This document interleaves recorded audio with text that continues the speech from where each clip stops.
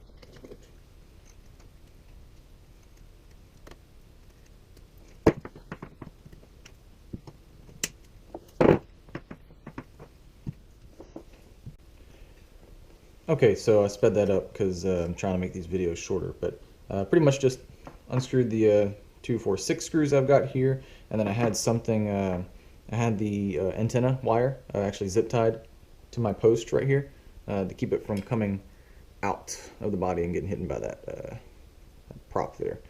So I will take this off carefully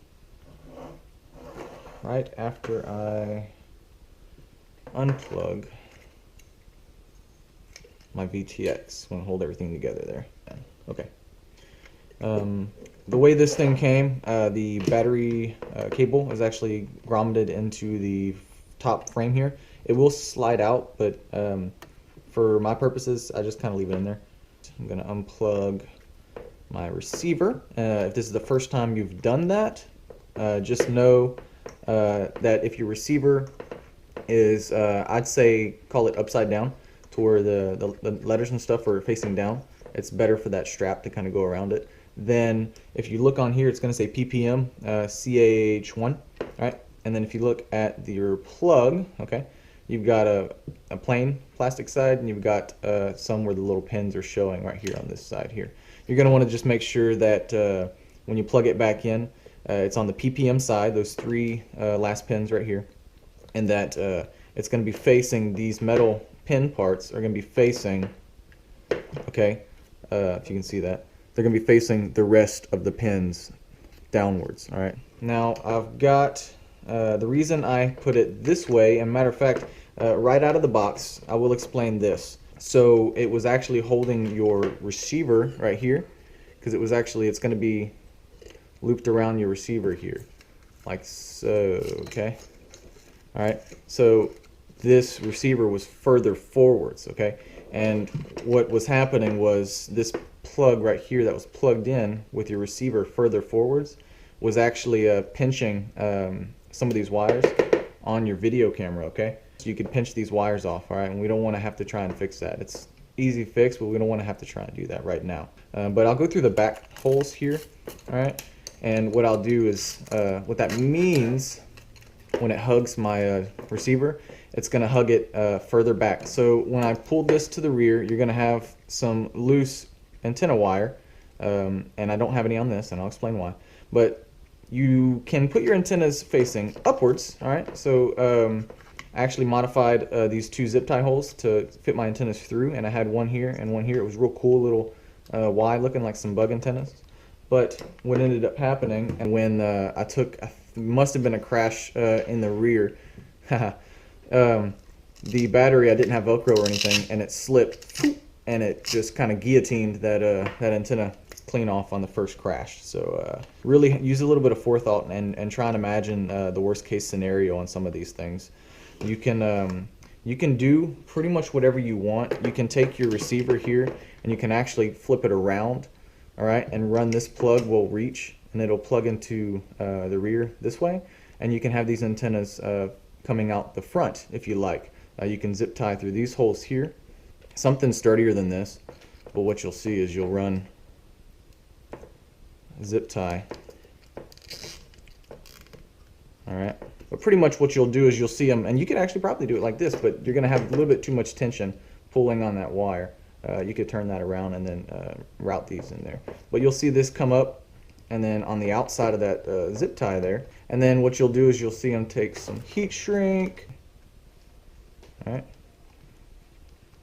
there we go, and we'll push that all the way to the bottom, and then we'll have an antenna. And what we're going to do is we're going to shrink this heat shrink. You can use a lighter. I don't recommend it. If you have a hair dryer or a heat gun, that would be better. Hair dryer is like awesome if you can get on the high setting. Just be careful. Make sure it's real even. Go all the way around it, so because this heat shrink will bend in the direction of least resistance, which would be the soft side if you heat it up too much. I didn't do that just because I didn't do it. I didn't feel like it. This is what I wanted to do, and that's what I was kind of trying to say earlier. You can use your own self-expression with some of these things. Just kind of ran it to the back, you know. Had a little loop-de-loop here, whoop, little loop-de-loop. Zip tied my antenna to my frame, all right, and zip tied my loop-de-loop to this post right here, just to keep it from coming outside of the frame, the body, so it don't hit my antennas. Be careful when you're zip tying these really small wires. I'll probably put a little bit of padding, like a little bit of tape around that, and then I'll zip tie around it. I think I can explain this antenna here. It ends probably about here, all right, and then the rest of this heat shrink just kind of comes up for protection. That wire ended about here, so real short, all right. I ordered these. I haven't used them yet, but actually these are probably good to have, just in case. They were like $6, and it comes with a bunch of them, and if my buddy needs an antenna, I'll just kind of throw one his way. Anyways, what did I do? So what I ended up doing was doing a little bit of research. It doesn't necessarily matter how long your lead wire is, okay? This wire is pretty much just trying to get your antenna where you want it to be, where you want it to go. So this wire here is pretty much just going to try and get this antenna outside of the frame and into a better position to catch a signal. Your antenna is going to be this here, all right, which is this peeled back, and then the inner metal shielding peeled back to about here. As long as this is showing, your lead wire doesn't necessarily matter, okay? Put it to you this way: if this was like, 20 feet long, I don't think that it would increase your signal any better for this one little sort section here, unless it was like 20 foot into the air, which, yeah, that's good, but we're not doing that here. So what did I do? Well, I found a video online, and I can't remember the name of it or anything right now, and I'll try and find it and link it if I can. But pretty much he was saying the length of this, with the shielding pulled off, is directly proportional to the signal that it will catch. So what did I do? Well, the guy on the video had all kind of weird fancy math, and he was using a calculator and stuff, and I'm like, whoa, hang on. All I did was I just measured the same length of wire on the inside that I had on my good one that was exposed, and I bunched it up. Imagine the Chinese finger traps. That's what that looks like in here. I bunched up the shielding where I wanted it to end, and I started using my razor knife, and I started picking it away. All right, just kind of picking it off. You want to mess this up, and I slipped it off, and then that's what I was left with. All right, and I was left with this exposed wire, which is right here. Okay, you want to leave your rubber coating on that though. Sorry about that, guys. Ran out of footage space on my GoPro, and it's taken forever to transfer, just because of reasons. All right, so switched back to my cell phone, and it has this weird autofocus thing that it's doing. But I was almost done explaining what I was talking about. Copper tube right here. I actually ended up I took the copper tube off the original antenna, What it's for is it's some kind of resonance, just to help increase the signal, fancy sciencey stuff like that. All right, so I went ahead and now I've seen antennas without this, so it's no big deal, but some of them are coming with it now.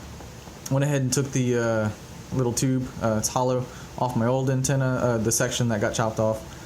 I drilled out the top because it was solid where that antenna comes through, and I couldn't pull it out because it was kind of like built into it. I just kind of drilled it out, and I put some solder in that hole, and then when I stuck my antenna through it, I opened that solder up and then kind of shoved it through and let it dry, cool down.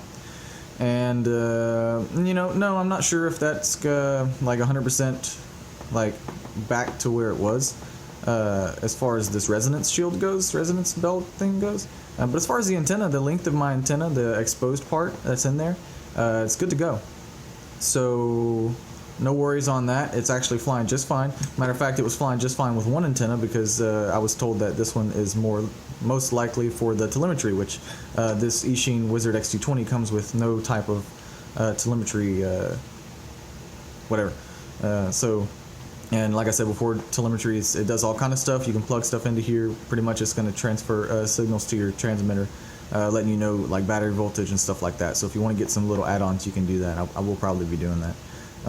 Anyways, I think that's pretty much it, guys. I'm gonna, you know, tie my stuff back in here, make sure everything's tight, make sure all my wires are tucked in there, and I'll be good to go. So if you guys have any comments, suggestions about what I did here, questions, put them down there.